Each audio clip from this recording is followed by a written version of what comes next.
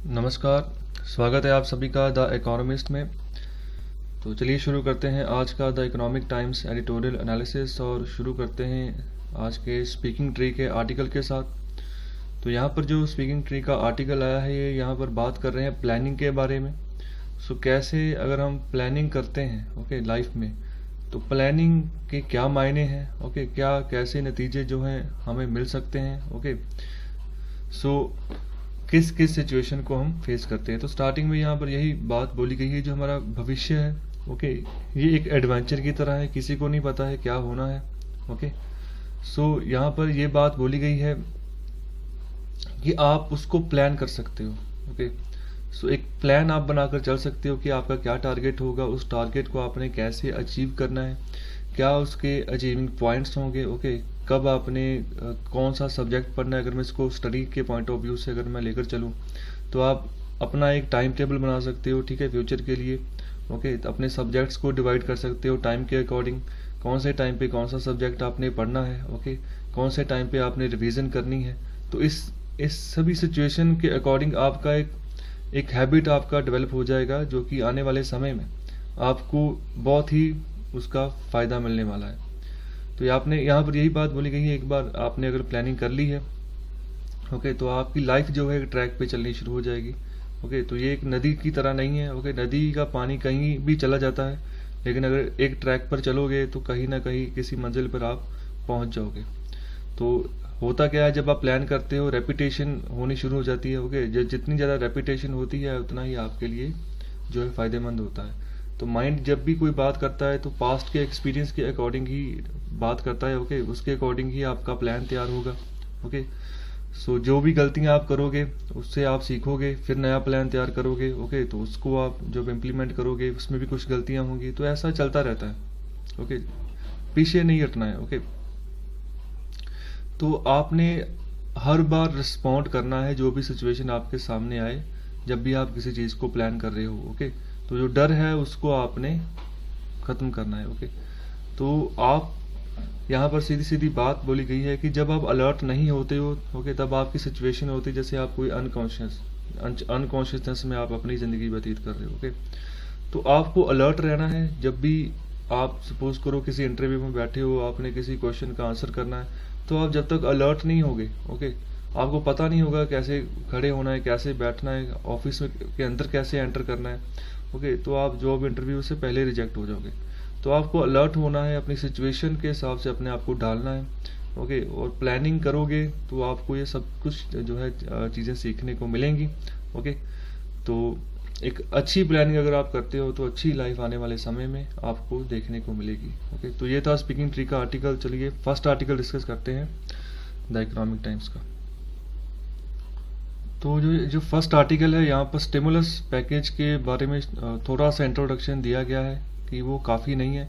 तो पहले तो ऑथर ये बात कर रहे हैं यहाँ पर कि जो गवर्नमेंट का जो ये पैकेज है स्टिमुलस पैकेज मतलब जो फाइनेंस मिनिस्ट्री कुछ पैसे जारी करती है अलग अलग सेक्टर्स में कि आप जो है आप अपना रोज़गार लगाएं। कोई ना कोई एंटरप्राइज खोले, मिनिमम कोई भी आप किसी भी तरह का अगर आप काम जानते हैं तो वो करें, जिससे कि और भी ज़्यादा जो एम्प्लॉयमेंट है वो क्रिएट हो। तो इसी तर्ज पे जो है एक ऑथर बात कर रहे हैं कि जो एम्बिशन है गवर्नमेंट का वो थोड़ा कम दिख रहा है। और दूसरी बात ये बोल रहे हैं कि एक तो बहुत लेट आया है पैकेज। तो यहाँ पर ये बात बोली गई है, चलो आया है बेटर देन नथिंग। कुछ ना आने से अच्छा है कुछ तो आया। तो यहाँ पर आगे बात बोली गई है कि अगर प्लानिंग के हिसाब से चीज़ें होती गई तो जो स्टिमुलस का जो अमाउंट है वो 1 लाख करोड़ तक का जो है हो सकता है। जो कि जो जीडीपी पॉइंट है अभी उसका जो है 0.5% के बराबर है। और इसके हिसाब से जो डायरेक्ट एक्सपेंडिचर है सेंट्रल गवर्नमेंट का वो भी जो है हाफ तक सीमित जो है लिमिट हो जाएगा, सीमित हो जाएगा। तो ये सिचुएशन जो बता रही है, यहाँ पर एग्जांपल ली है कि एक जो भूखा आदमी है जिसके हाथ में एक ब्रेड का टुकड़ा है, ठीक है, वो खा नहीं रहा। वो इसलिए नहीं खा रहा कि वो ये सोच रहा है कि उसको बाद में खाएगा किसी और समय पर, लेकिन अभी नहीं। तो यही सिचुएशन अभी इंडियन इकोनॉमी की भी है। पहली बात तो स्टिमुलस पैकेज अगर अनाउंस हुआ है तो वो पहुंच नहीं रहा है, ठीक है। अगर पहुंच रहा है तो उसका सही जो है यूटिलाइज जैसे होना चाहिए वैसे नहीं हो रहा है। तो इसीलिए जो है वो एनपीए घोषित हुए जा रहे हैं, कि बैड लोन्स जो है वो घोषित हुए जा रहे हैं, जो कि हमारी इकोनॉमी के लिए बहुत ही बड़ा खतरा है।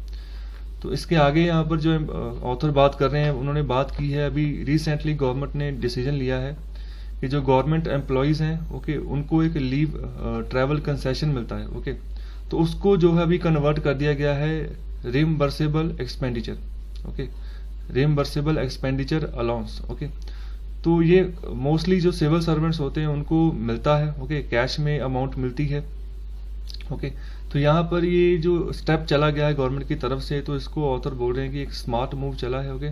सो इससे यहाँ पर बात बोली गई है कि that can be said about the decision to give employees a festival allowance that would be recover later in small instalments. मतलब ये जो रिम्बर्सेबल एक्सपेंडिचर अलाउंस है, ये इस तरह का अलाउंस है कि अगर सरकार ये प्रोवाइड करेगी, सपोज अभी फेस्टिव सीजन आ रहा है, ठीक है, दशहरा आ रहा है, दिवाली आ रहा है, तो सरकार अपने एम्प्लॉयज़ को प्रोवाइड करेगी, तो ये लेकिन ये वापस भी ले लेगी, बाद में रिकवर भी कर लेगी, जो स्मॉल इंस्टॉलमेंट सैलरी में से काट के स्मॉल इंस्टॉलमेंट्स में वो वापस भी ले लेगी। तो इसको हम बोलते हैं रिम्बर्सेबल एक्सपेंडिचर अलाउंस, ओके। तो आगे भी इसी की और आगे बात की गई है, इसको डिस्कस करते हैं हम। तो यहाँ पर बात की गई है इन्वेस्टमेंट्स की, ओके।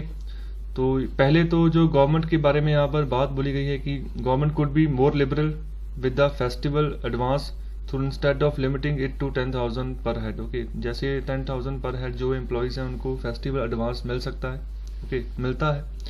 तो आगे यहाँ पर बात बोली गई है जो एडिशनल इंफ्रास्ट्रक्चर लोन है, ओके, वो जो स्टेट्स को दिया जा रहा है वो 12,000 करोड़ तक उसको लिमिट किया गया है, ओके। तो ये डिसेंट तो लग रहा है, लेकिन ये ऐसा लगता है जैसे ये स्टिमुलस पैकेज 1990s में दिया जा रहा है, ओके। तो ये यहाँ पर बात बोल रहे हैं, मतलब बहुत कम है पैकेज, ज़्यादा होना चाहिए अगर स्टेट्स को आप इंफ्रास्ट्रक्चर लोन के तहत भी आप पैसा बांट रहे हो। तो उसके बाद यहाँ पर जो सरकार ने, सेंट्रल गवर्नमेंट का जो बजट था इंफ्रास्ट्रक्चर के ऊपर, वहाँ पर भी सरकार ने 25,000 करोड़ जो था वो खर्चा किया था, जिसमें डिफेंस इंफ्रास्ट्रक्चर भी आता है, ओके।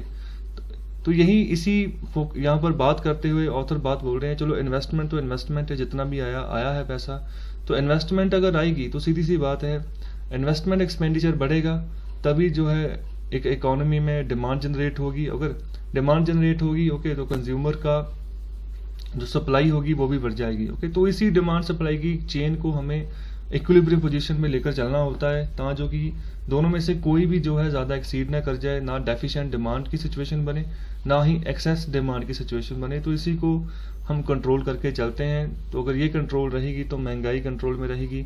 तो मॉनेटरी पॉलिसी कमेटी होती है आरबीआई की, ओके, 6 मेंबर कमेटी होती है जो इन्फ्लेशन रेट को जो है टैकल करके चलती है, ओके। तो अभी जो प्रेजेंट की सिचुएशन जो है इंडियन इकोनॉमी की, इस सिचुएशन में ज़्यादा से ज़्यादा इन्वेस्टमेंट की ज़रूरत है, ओके, क्योंकि डिमांड गिरी हुई है, ओके।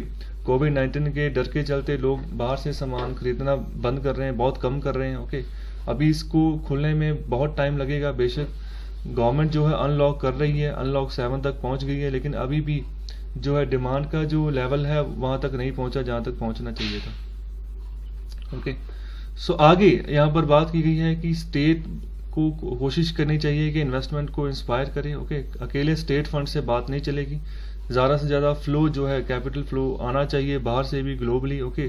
तो हम बाहर से फ्लो तभी आएगा जब हम अच्छे जो है उनको रिटर्न ऑफर करेंगे, ओके। तो गवर्नमेंट को उस हिसाब से अपनी पॉलिसी बनानी होगी। फॉर एग्जांपल यहाँ पर नेशनल इंफ्रास्ट्रक्चर पाइपलाइन की बात की गई है, तो वहाँ पर भी इन्वेस्टमेंट की ज़रूरत है, ओके। तो ग्लोबली इन्वेस्टर इन्वेस्ट करेंगे अगर सही पॉलिसी गवर्नमेंट लेकर चलेगी, ओके। चलिए नेक्स्ट आर्टिकल डिस्कस करते हैं। तो ये जो आर्टिकल है ये है नोबेल प्राइज़ के बारे में, मॉडर्न ऑक्शन थ्योरी और डिज़ाइन। तो ये अभी इकोनॉमिक्स में नोबेल प्राइज़ की घोषणा हुई है। तो ये प्राइज़ मिला है पॉल मिलग्रॉम और रॉबर्ट विल्सन को। तो जो पॉल मिलग्रॉम है वो स्टूडेंट हैं रॉबर्ट विल्सन के, ओके। तो ये दोनों टीचर स्टूडेंट की जोड़ी को जो है नोबेल प्राइज़ मिला है इकोनॉमिक्स में। तो जिस थ्योरी पे इन्होंने काम किया था उसका नाम है modern auction theory and design. तो ऑक्शन क्या होता है, जैसे बोली लगती है, तो थोड़ा सा मैं ब्रीफली इसके बारे में जानकारी दे देता हूँ। ऑक्शन क्या होती है सबसे पहले, तो ऑक्शन मतलब होता है जैसे अगर बैंक किसी को लोन देता है, ओके, तो उस लोन की रिकवरी अगर नहीं कर पाता है तो उसके बदले में जो भी एसेट्स उसके पास रहते हैं तो उसको फिर वो नीलाम करके पैसे जुटाता है, ओके। तो तो नीलामी हम वर्ड यूज़ करते हैं हिंदी में ऑक्शन के लिए।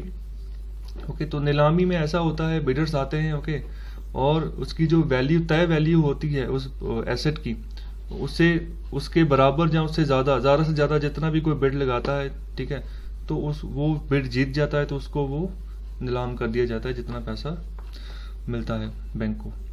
तो ये यहाँ पर बात की गई है कि यहाँ पर जो टेलीकॉम ऑपरेटर्स हैं, जो कि हमेशा दोष लगाते हैं कि जो स्पेक्ट्रम ऑक्शंस है बहुत ही कम्प्लेक्स हैं, ओके, तो वो ब्लेम कर सकते हैं इस टीचर स्टूडेंट की जोड़ी को, जो कि अभी स्टैनफोर्ड यूनिवर्सिटी में ये काम करते हैं, ओके। तो यहाँ पर बात की गई है कि पुराने समय में ऐसा ही होता था कि जब भी ऑक्शन लगती थी तो ऑक्शन में जिसने एक्सेसिव प्राइस दे दिया, मतलब कि जो वैल्यू है उससे भी कई गुना ज़्यादा, तो वो भी बात जो है कहीं सही नहीं बैठती है, ओके। एक्सेसिव प्राइस हो जाना, ये भी बहुत कम वैसे केसेस में ये देखने को मिलता है, तो ये भी कोई वैल्यूएबल नहीं है, यहाँ पर ऑथर ये बात कर रहे हैं, ओके। लेकिन जो माइग्रोन और विल्सन है, ओके, इन दोनों कोई टीचर स्टूडेंट की जो जोड़ी है, इनका जो काम है इस नोशन को जो है डिसअब्यूज करता है, ओके। तो इन्होंने जो अपनी थ्योरी बनाई है, इसमें इन्होंने हेल्प ली है बहुत सारे फैंसी मैथमेटिक्स, ओके, जिसमें प्रोबेबिलिटी, ओके, डेंसिटी फंक्शंस और बेसियन नैश इक्विलिब्रिया, ओके। तो इन सभी फंक्शंस के अकॉर्डिंग इन्होंने अपनी थ्योरी को डिज़ाइन किया है, ओके। तो आप इसको डिटेल में पढ़ सकते हो, ओके। जब नोबेल प्राइज़ इनको जिस थ्योरी के ऊपर मिला है उसको डिटेल में आप जाकर देख सकते हो। तो अभी मैं इसका सिर्फ ओवरव्यू जो है यह यहाँ पर डिस्कस करूँगा, किसके बारे में है ये थ्योरी, ओके, और कैसे काम करती है। तो यहाँ पर और बात की गई है कि जो मॉडर्न ऑक्शन थ्योरी है, ओके, अगर हम ऑक्शंस की बात करें तो बिल्कुल वैसे ही एक सिनेरियो बनाती है जैसे हजारों साल पहले जैसे जॉन नैश का जो वर्क था, वो जो वर्क जो काम बोलता है उसी तर्ज के ऊपर ये काम कर रही है मॉडर्न ऑक्शन थ्योरी, ओके। जिसमें जो है नॉन कोऑपरेटिव गेम्स जो है, special case of zero sum games, जो इनको जो है इंक्लूड किया गया है ऑक्शन थ्योरी के जो मैथमेटिशियन है, जो स्पेसिफिकेशन है उसमें।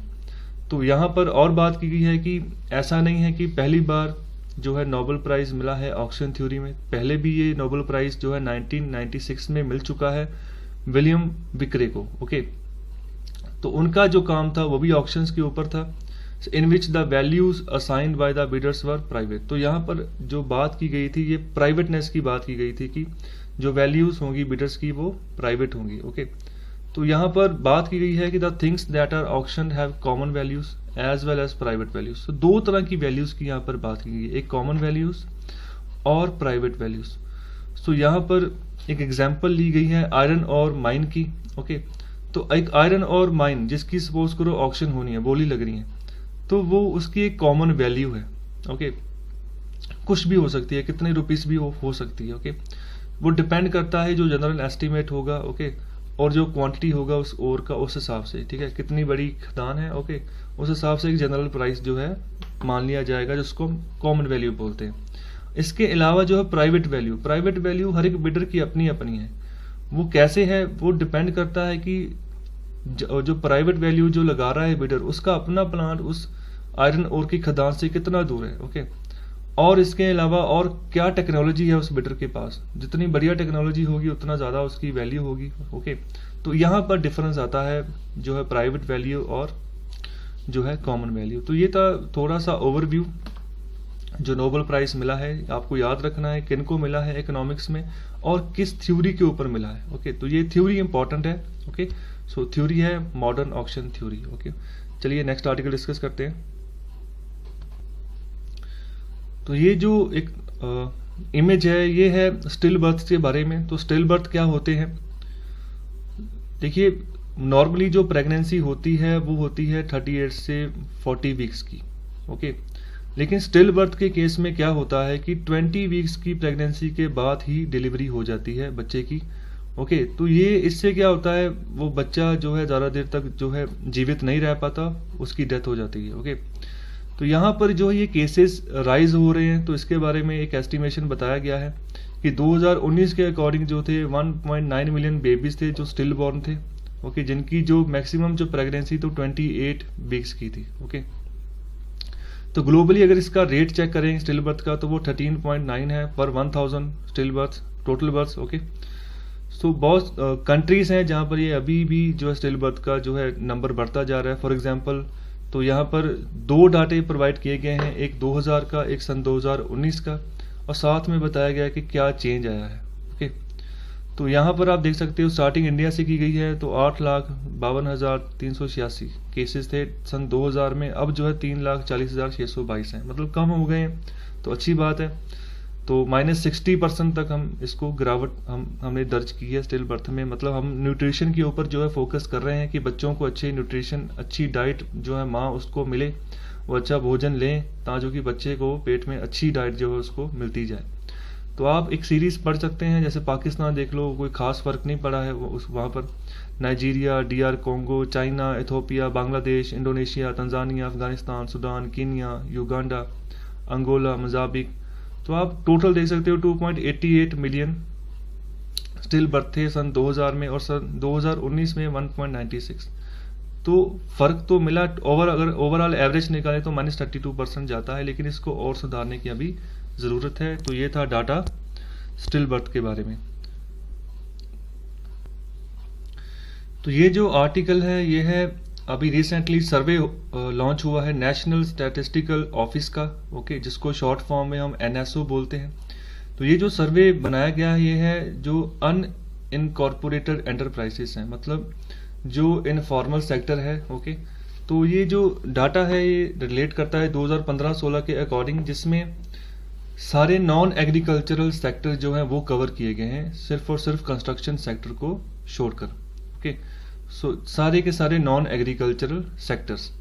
सो अभी जो NSA को जो डाटा आया उसमें पाया गया है कि जो ये एंटरप्राइजेस हैं जो अनइनकॉर्पोरेटेड हैं, ओके, जिनका कोई लेखा जोखा खास है नहीं है, ओके, तो एस्टिमेशन जो लगाया गया है कि वहां पर अभी 1.3 मिलियन वर्कर्स जो है काम कर रहे हैं। ओके, तो ये जो अभी यहाँ पर बात की गई है आगे कि टोटल नंबर्स ऑफ वर्कर्स जो हैं 2013-14 के इकोनॉमिक सेंसस के अकॉर्डिंग हम दिमाग में लेकर चल रहे हैं। ओके, तो जिसमें जो टोटल वर्कर्स कितने हैं 131 मिलियन वर्कर्स ये देखे गए हैं 2013-14 के इकोनॉमिक सेंसस के अकॉर्डिंग।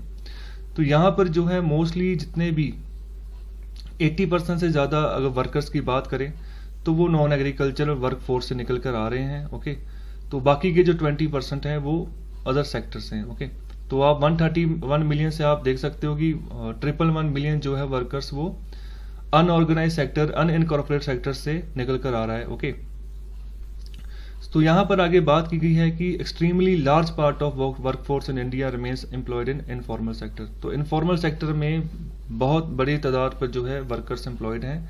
तो मोस्टली इसको 80% बोला गया है कि 80% जितने वर्कफोर्स है वो इनफॉर्मल सेक्टर में एम्प्लॉयड है। इनफॉर्मल सेक्टर क्या होता है? सो इनफॉर्मल सेक्टर होता है जैसे फॉर एग्जांपल जैसे बाहर कोई सब्जी की रेडी लगा रहा है, ओके, तो कोई फ्रूट बेच रहा है, ओके, मतलब जिसका कोई पक्का ठिकाना नहीं है। ओके, इसके अलावा जिसका कोई दस्तावेजी रिकॉर्ड भी नहीं है। ओके, तो ऐसा सारा सेक्टर्स जिसमें बहुत सारे ऐसे लोग हैं जो काम कर रहे हैं। ओके, जैसे आप मंडी जाओगे जहाँ पर अभी आप देख सकते हो कि धान की अदायगी हो रही है, तो बहुत आपको वहाँ पर भीड़ मिलेगी।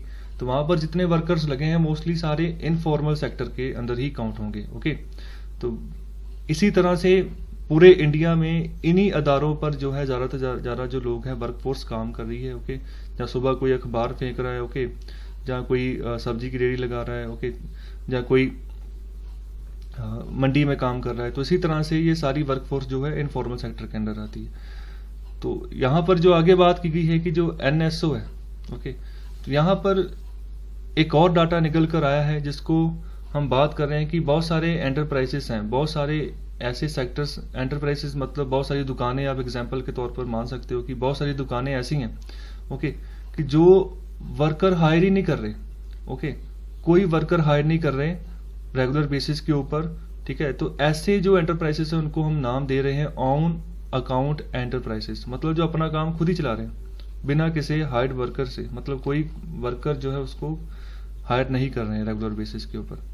एंड दोज एम्प्लॉइंग वन और more hired workers are classified as establishments. और जो लोग, जो एम्प्लॉयर, जो एंटरप्राइजेस एक से ज्यादा वर्कर्स को काम दे रहे हैं, ओके, वर्कर को हायर कर रहे हैं, तो उनको हम एस्टेब्लिशमेंट्स जो है वो बोल रहे हैं।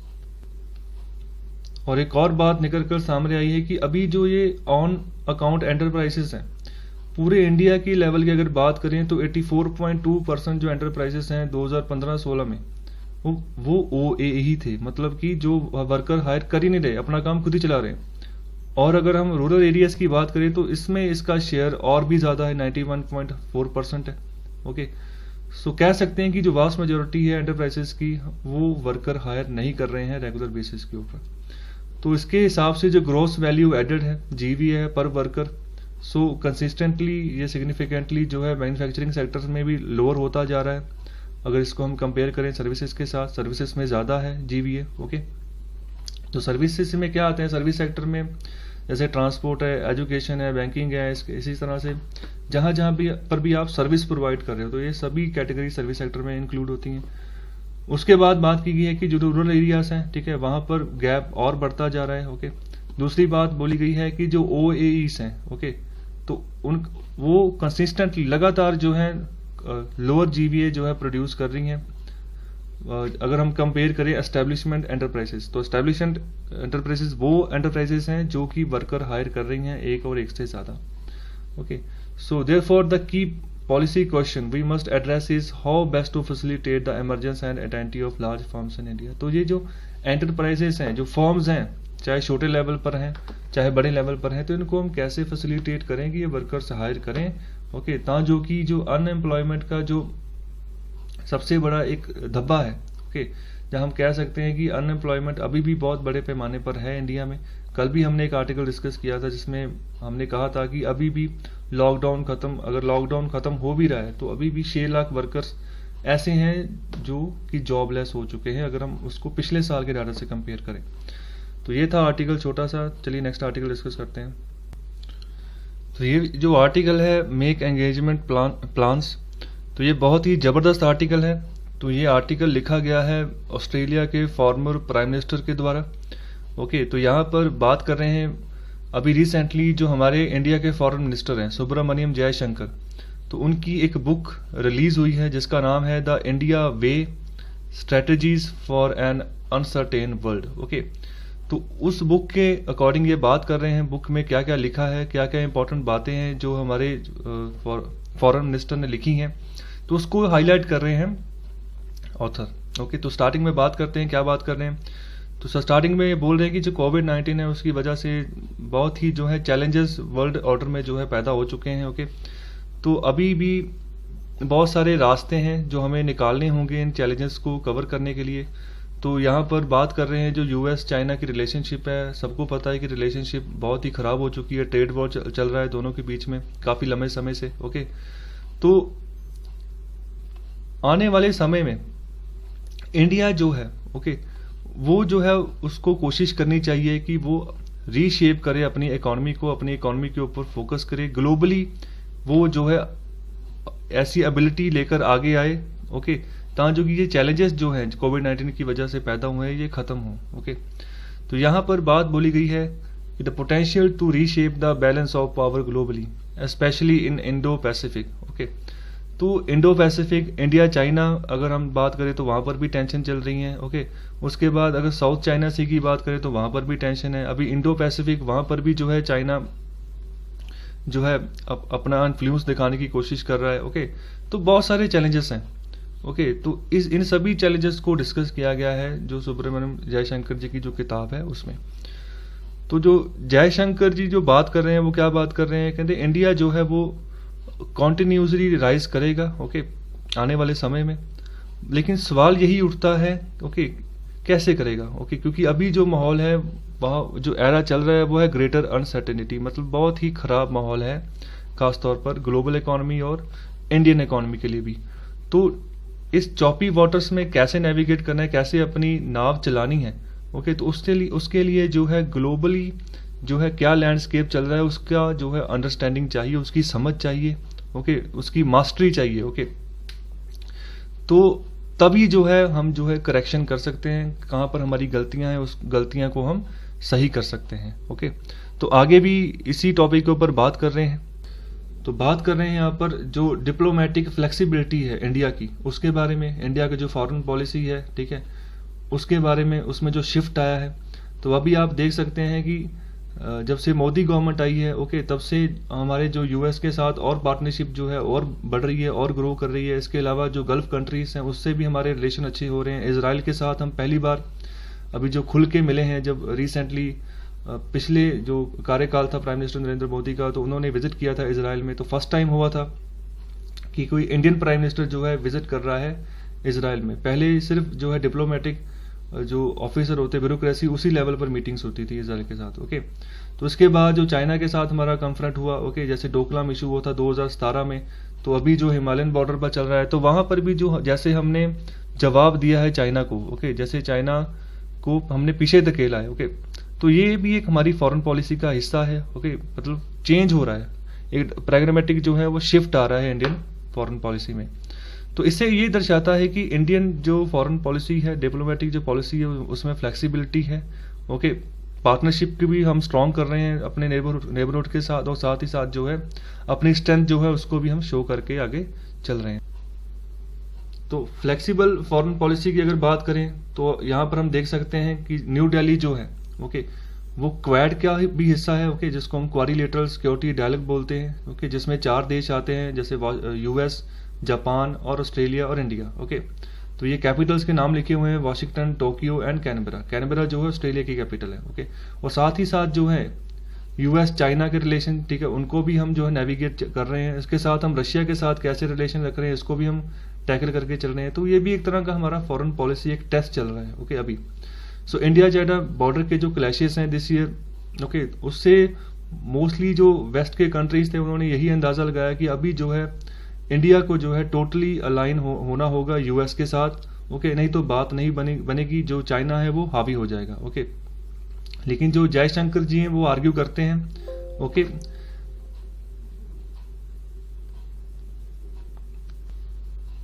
कि इंडिया कभी भी जो है अफोर्ड नहीं करेगा कि चाइना को जो है एलिनेट करे, और ना ही ऐसा कभी होने देगा कि जो बीजिंग है, जो चाइना है, वो इंडिया के ऊपर डिक्टेटरशिप शो करे, कि अपनी दादागिरी इंडिया के ऊपर शो करे, जैसा वो चाहेगा वैसे ही इंडिया डिसीजन ले, ओके। तो इंडिया जो है अपना पाथ खुद डिसाइड करेगा और अपने पाथ के अकॉर्डिंग ही चलेगा, ओके। तो आगे यहाँ पर बात कर रहे हैं कि इंडिया जो है कैसे टैकल करके चलेगा। अभी जो सिचुएशन बन चुकी है वो है बाइनरी वर्ल्ड की, ओके। सो बाइनरी वर्ल्ड का मतलब होता है कि 2 ही महाशक्तियां जो है वो उभर कर आ रही हैं, जैसे यूएस और चाइना, ओके। कोई समय था जब हम मल्टीपोलर वर्ल्ड टर्म यूज करते थे, ओके। कोई समय था जब हम यूनिपोलर वर्ड यूज करते थे। तो यूनिपोलर वर्ड हम यूज करते थे जब यूएसएसआर का विघटन हो गया था, ओके, 1989 के बाद। तब सिर्फ यूएस की ही दादागिरी रह गई थी पूरे वर्ल्ड में, ओके। उसके बाद जब सन 2000 के बाद का जो एरा आया, तो उसमें एक मल्टीपोलर वर्ड हम टर्म यूज करना हमने शुरू कर दी, कि बहुत सारी जो इकोनॉमी से आगे राइज कर आ रही हैं, okay, as a super power. तो अभी दोबारा से बाइनरी वर्ल्ड, मतलब जैसे यूएस और चाइना, ओके, चाइना भी काफी आगे निकल चुका है और यूएस से तो पहले से ही एडवांस्ड इकोनॉमी है। तो यहाँ पर बात चल रही है कि इंडिया कैसे टैकल करेगा इन दोनों सिचुएशंस को, कि मतलब साथ के साथ यूएस के साथ भी हमने अलाइन करना है, ओके, और साथ के साथ जो हमारे फंडामेंटली इंटरेस्ट है चाइना के साथ, उनको भी हमने मेंटेन करना है, ओके। सो साथ ही साथ हमने ये भी देखना है कि चाइना को टैकल कैसे करना है। जैसे चाइना क्या कर रहा है, ओके, प्रेशर बना रहा है इंडिया के ऊपर, जैसे बॉर्डर के ऊपर अपनी फोर्सेस तैनात की हैं, ओके। कल ही जो है यूएस के फॉरेन सेक्रेटरी का बयान आया था माइक पोम्पियो का, कि 60,000 के करीब जो है सैनिक चाइना ने तैनात कर दिए हैं, ओके, लद्दाख बॉर्डर की ओर। तो ये भी सभी सिचुएशंस को हमें टैकल करना है। साथ ही साथ जो इंडियन ओशियन है वहां पर भी चाइना प्रेशर बना रहा है इंडिया के ऊपर, जो इंडिया के नेबरिंग कंट्रीज हैं उनको जो है सपोर्ट कर रहा है फाइनेंशियली, ओके, पैसे दे रहा है, ओके, तो डेट ट्रैप में उनको फंसाने की कोशिश कर रहा है। और साथ ही साथ जो है कश्मीर की भी सपोर्ट कर रहा है, शुरू से करता रहा है चाइना पाकिस्तान के लिए, ओके। तो इन सभी सिचुएशंस को, ये एक तरह का ट्रिकी बिजनेस है जिनको हमने सॉल्व करना है, ओके। और साथ ही साथ बात की गई है कि हमने फेंस के ऊपर नहीं बैठना, मतलब कंडियाली तार के ऊपर हमने नहीं बैठना है। तो यहाँ पर यह बात बोली गई है कि अगर हमारे रशिया के साथ बहुत ही बढ़िया रिलेशन रहे हैं, अभी भी बहुत बढ़िया रिलेशन है, ओके, लेकिन हो क्या रहा है कि रशिया का टाई जो है चाइना के साथ बढ़ता जा रहा है, ओके। तो ये भी एक चिंता का विषय है इंडिया के लिए। ओके, रशिया को भी हमने साथ में लेकर चलना है और साथ ही साथ हम यूएस को भी जो है अलाइन करने की बात कर रहे हैं। और दूसरी तरफ अगर बात करें तो यूएस और रशिया, ओके, तो इन दोनों में बहुत लंबे समय से जो है तनातनी चलती रही है। जब रशिया यूएसएसआर का पार्ट था तब से तनातनी चलती रही है। तो इस सभी सिचुएशन को हमें टैकल करना है। तो यहाँ पर बात की गई है कि एक तरह की अनसर्टेनिटी जो है यूएस के बारे में। ओके, जैसे वो अप्रोच अपनी दिखा रहा है चाइना और रशिया के साथ। ओके, अभी जो ट्रम्प एडमिनिस्ट्रेशन है इनके ऊपर आरोप लगते रहे कि रशिया जो है इनको सपोर्ट करता है, ट्रम्प एडमिनिस्ट्रेशन को। ओके, तो इस तरह से इंडिया को भी अपने हिसाब से ये देख के चलना है। इंडिया के लिए एक नई पजल है जिसको सॉल्व करना है। ओके, सो साथ ही साथ जो आने वाले समय में अभी इलेक्शन होने जा रहे हैं यूएस में।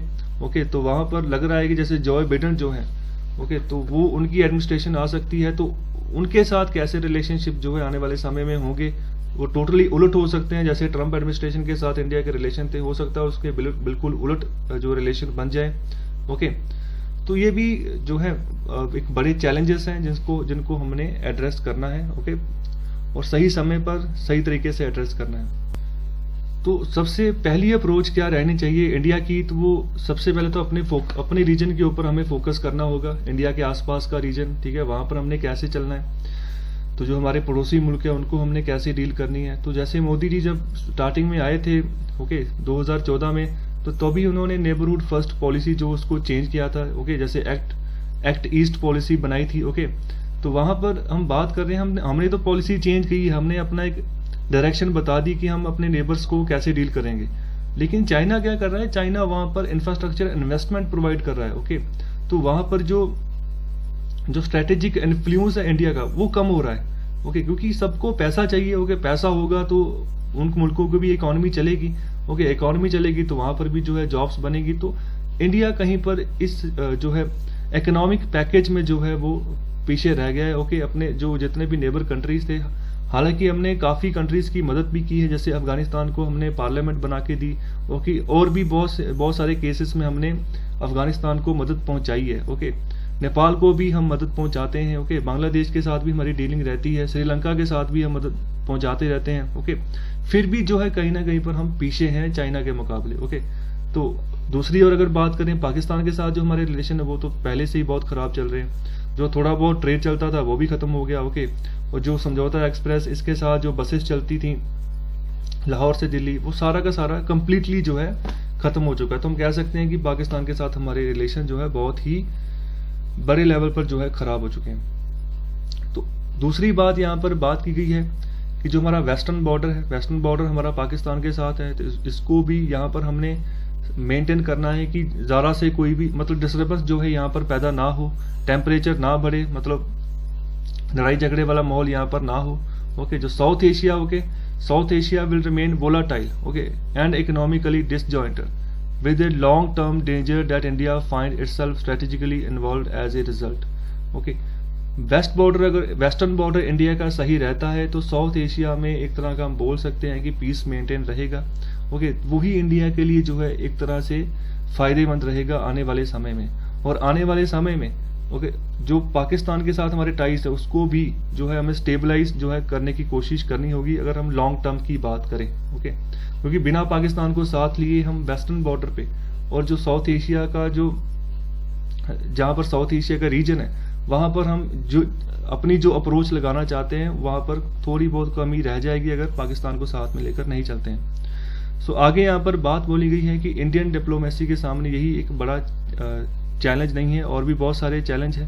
ओके, अगर हम बात करें पाकिस्तान की तो वहां पर भी जो है उसका इकोनॉमिक फ्यूचर की अगर बात करें तो वो सही लग रहा है। ओके, तो अगर पाकिस्तान का जो इकोनॉमिक फ्यूचर सही है, ओके, तो उसको अगर हम सेंट्रल बन के अगर फोकस करके चलते हैं तो साउथ एशिया का जो भी इकोनॉमिक फ्यूचर है वो भी जो है बड़ा होगा। ओके, जैसे मैं एग्जांपल के तौर पर बात करूं तो पाकिस्तान में जो सीपेक का कॉरिडोर बन रहा है, ओके, जिसमें चाइना की ह्यूज इन्वेस्टमेंट है। ओके, तो पाकिस्तान ने भी पैसा उधार लेकर चाइना से वहां पर इन्वेस्टमेंट की हुई है, तो वो बन रहा है चाइना से। चाइना का जो जिनजियांग सूबा है, ठीक है, वहां से शुरू होगा, पाकिस्तान ऑक्युपाइड कश्मीर से होकर ये बलूचिस्तान का जो गवादर पोर्ट है वहां तक पहुंचेगा। ओके, तो इससे जो है चाइना का तो पहली बात जो है दखल मिल जाएगा अरेबियन सागर। ओके, अरब सी में जो है चाइना पहुंच जाएगा। साथ ही साथ पाकिस्तान को भी जो है डेवलपमेंट मिलेगी। और पाकिस्तान अगर डेवलप करता है ओके, तो इंडिया को भी सोचना पड़ेगा ओके। अगर सीपैक का कॉरिडोर कंप्लीट होता है तो इंडिया भी सोचने पर मजबूर होगा कि हम इस सिचुएशन को कैसे टैकल करें। यह भी एक तरह का चैलेंज हो जाएगा अगर चाइना का इन्फ्लुएंस जो है अरेबियन सी में आ जाता है। इसके अलावा और जो बड़ा चैलेंज है हमारी अपनी इकोनॉमी का ओके, आप देख सकते हैं GDP -23.9 चली गई है ओके। जॉब लॉस हुआ है बहुत बड़े पैमाने पर। जो इंटरनेशनल मॉनेटरी फंड है उसने अपना एस्टिमेशन दिया है कि इंडियन इकोनॉमी जो है इस साल जो है 4.5% के हिसाब से श्रिंक करेगी ओके। तो इंडिया की इकोनॉमी तो पहले से स्ट्रगल कर रही थी, पैंडेमिक से पहले भी, ठीक है। तो पहले ही जो थी डिमांड बहुत कम हो चुकी थी। फॉर एग्जांपल के तौर पर अगर मैं पार्ले बिस्किट्स की बात करूं तो पैंडेमिक से पहले ही उन्होंने 10,000 एम्प्लॉयज को निकाल दिया था ओके। अगर हम कार इंडस्ट्रीज की बात करें तो पैंडेमिक से पहले ही वो उनके जो प्लांट्स बंद हो चुके थे ओके, डिमांड ही नहीं थी इकोनॉमी में। तो पहले ही जो थी ग्रोथ बहुत कम चल रही थी। अभी भी हमें बहुत टाइम लगेगा जब अगर हमने डबल डिजिट ग्रोथ हासिल करनी है ओके, तो हमें अपनी इकोनॉमी को ग्लोबल इकोनॉमी के साथ इंटीग्रेट करके ही चलना पड़ेगा। तो यही कारण है कि जो एशिया पैसिफिक इकोनॉमिक कॉरपोरेशन है ओके, वो इंडिया को वेलकम कर रहे हैं कि वो उनके रीजनल इकोनॉमिक फोल्ड में आए ओके।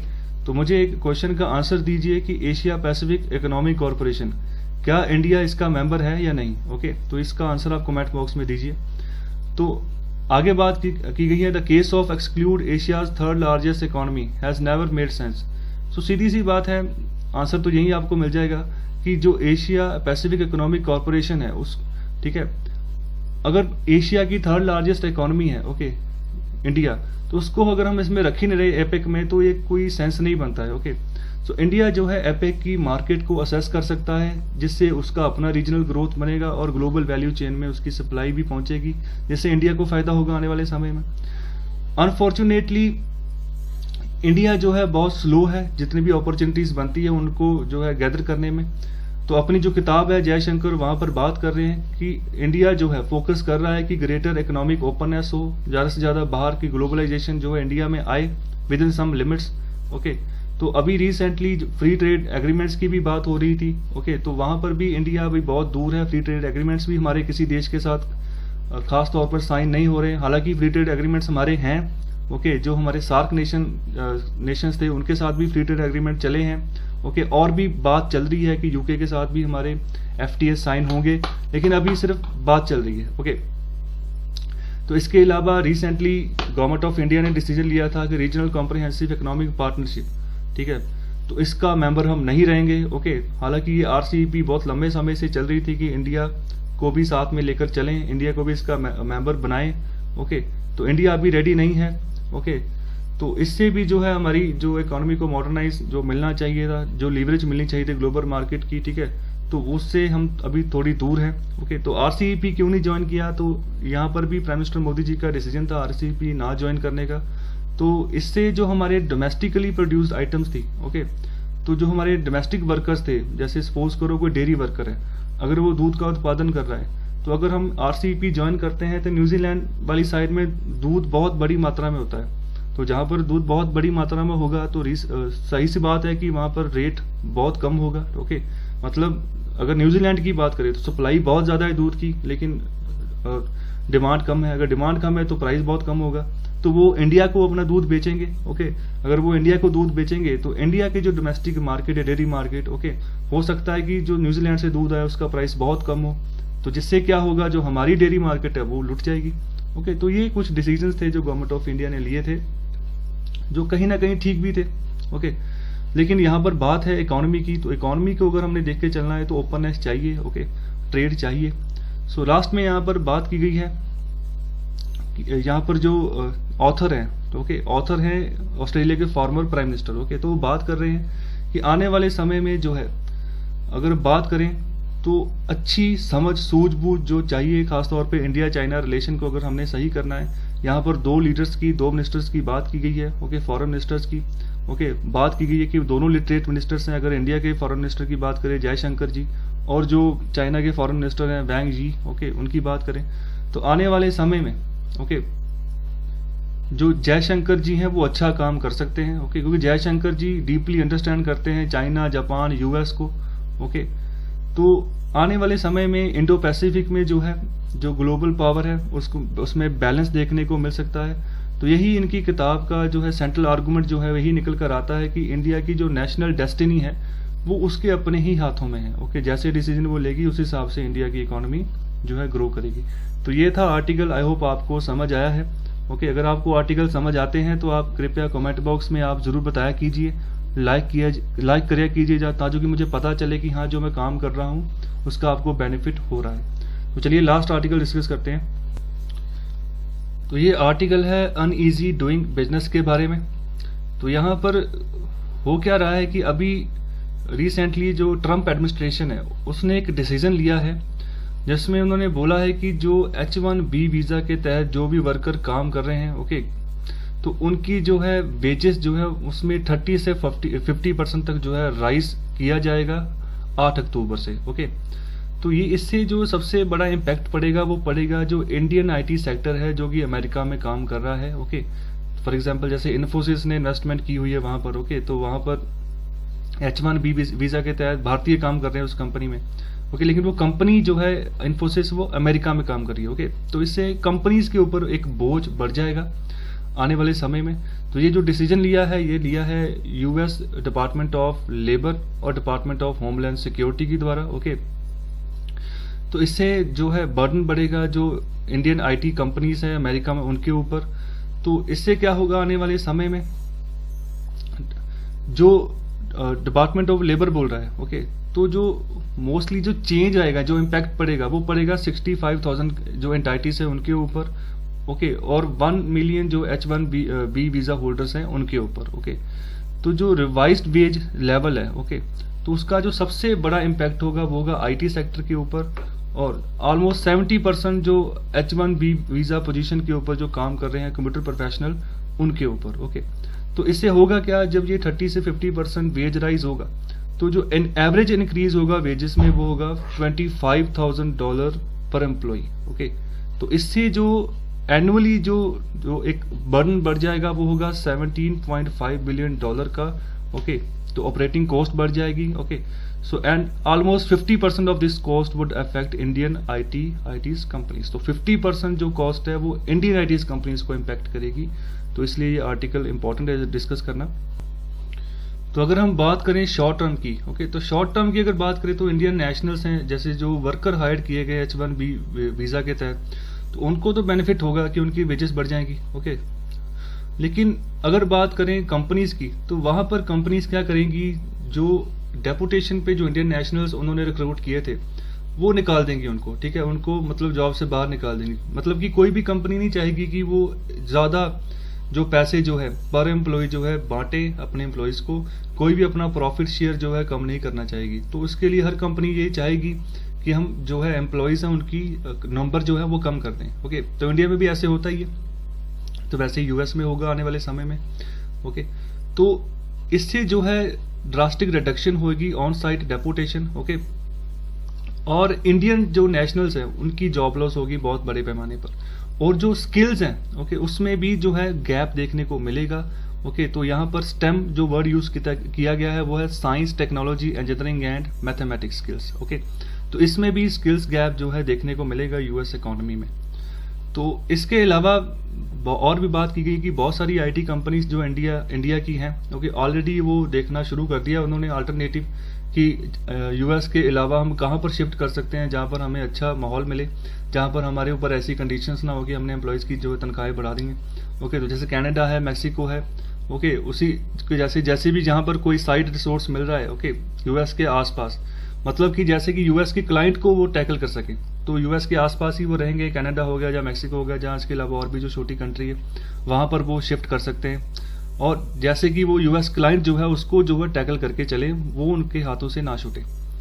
तो इससे जो है चेंज जो होगा, इससे एनकरेज होगा कि ज़्यादा से ज़्यादा जो US ऑर्गेनाइजेशंस हैं, ओके, तो ऑफशोर जॉब्स टू इंडिया, तो इंडियन कंपनीज जो है जैसे इंडिया में जो लोग काम कर रहे हैं, ओके, सॉफ्टवेयर कंपनीज में, तो उनको जॉब्स मिलेंगी। जो कॉन्ट्रैक्ट वहाँ पर वो देते थे वो सीधे इंडिया में प्रोवाइड कर सकते हैं। Okay, despite several tax, okay, जितने भी टैक्स सरकार लगाएगी उसके अलावा भी अगर हम बात करें, आगे बात की गई है जो अदर रेगुलेटरी डिसएडवांटेजेस हैं in offshoring jobs that were introduced in the past by the Trump administration, the benefit of offshoring would simply outweigh the tax loss.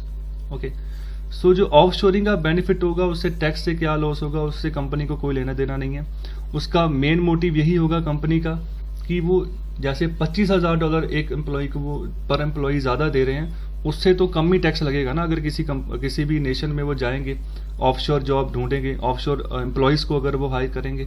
Okay, आगे यहाँ पर बात की गई है several procedural and qualifying criteria to use H1B visa have also been changed.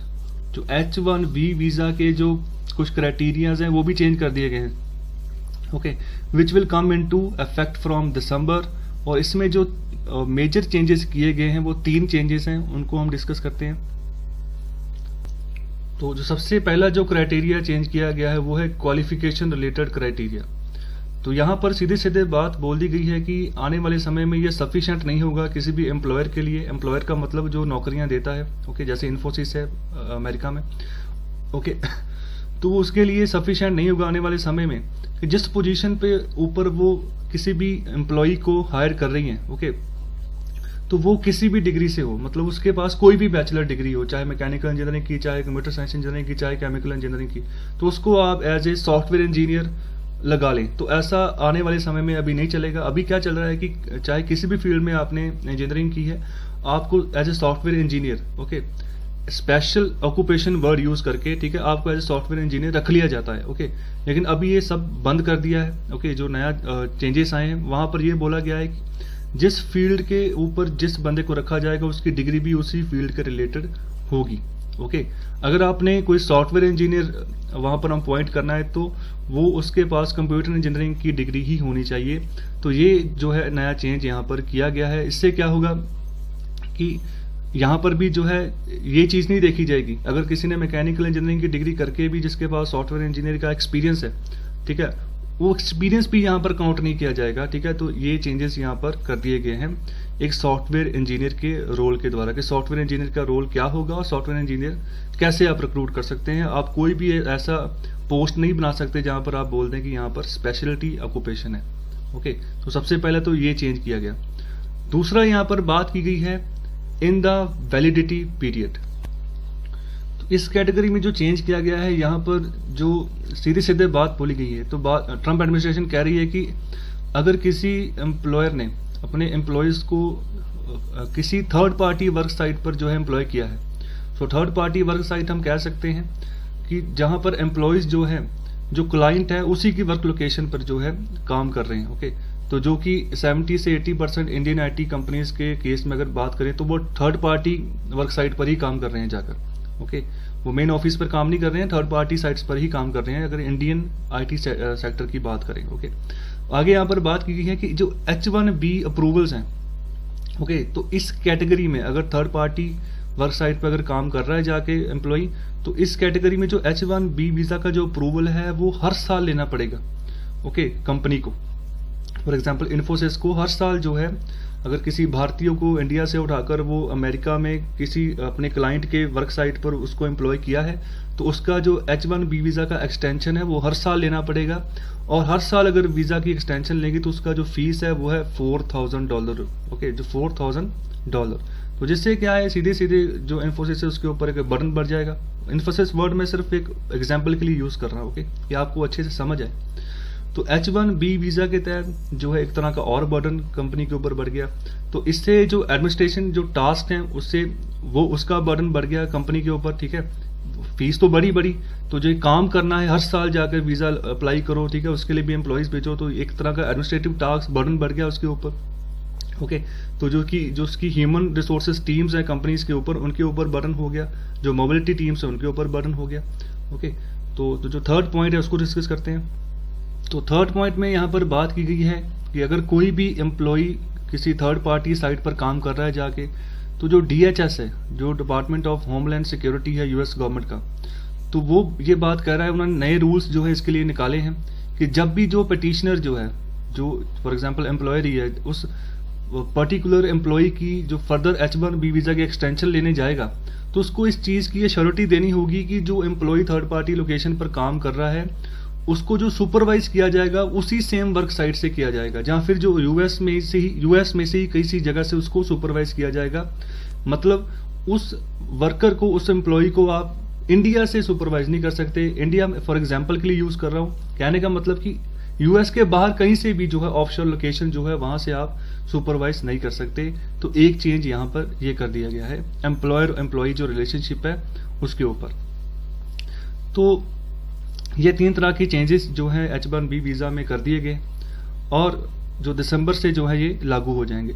और आगे यहाँ पर यही लास्ट में कंक्लूजन है कि ओवरऑल अगर बात करें कि जो न्यू प्रोविजंस हैं will be detrimental for Indian companies, okay, and will impact US economy. तो यूएस इकोनॉमी को भी इसका इम्पैक्ट पड़ेगा, जो आईटी सेक्टर कंपनीज है उनको भी इम्पैक्ट पड़ेगा। जो IT companies will have to pass on their clients the burden of exponential increase in operational cost. तो सीधी सी बात है, अगर कंपनीज के ऊपर बर्डन बढ़ेगा तो अपना खर्चा भी फिर कहाँ से निकालेंगी? जो उनके क्लाइंट्स हैं, उनकी जो फीसिस वो लेते हैं उनको बढ़ा देंगे, जो उनको सर्विस प्रोवाइड करते हैं अपने क्लाइंट्स को तो वो सर्विस का कॉस्ट बढ़ा देंगे। तो सीधे जो बर्डन है वो क्लाइंट्स के ऊपर ही जाएगा। ओके, जैसे यहाँ पर इंडिया में फॉर एग्जांपल, ओके, अगर आप सप्लाई कर रहे हैं, कोई रेता सप्लाई कर रहे हैं किसी ट्रक में, ठीक है, तो अगर स्टार्टिंग से ही भाव जो बढ़ गए हैं, ओके, जो ट्रांसपोर्टर प्रोवाइड कर रहा है तो वो भी वो बढ़ा के चार्जेस लगाएगा। तो जिसको पहुंचानी है तो मेनली जो क्लाइंट है उसी के ऊपर ही बर्डन बढ़ेगा ना। तो यहाँ पर यही बात बोली गई है। Okay, so this would then significantly impact end product pricing for clients. So clients के ऊपर बर्डन बढ़ेगा। सो लास्ट पे यहाँ पर यह भी बात बोली गई कि alternatively these companies would be force to offshore work to India और अदर लोकेशन। तो ये कंपनी यूएस छोड़कर भी जा सकती हैं, ओके, इसके अलावा ऑफशोर वर्क भी ले सकती हैं इंडिया से और जो दूसरी लोकेशंस हैं वहाँ से, ओके। तो this would have a direct and indirect impact on the revenue of the government generate through US social security system and personal income tax. So taxes में राइज भी हो सकता है, फॉल भी हो सकता है, रेवेन्यू कम भी हो सकता है, ज़्यादा भी हो सकता है। तो ये एक सिचुएशन बताएगी, लेकिन एक इम्पैक्ट जरूर पड़ेगा।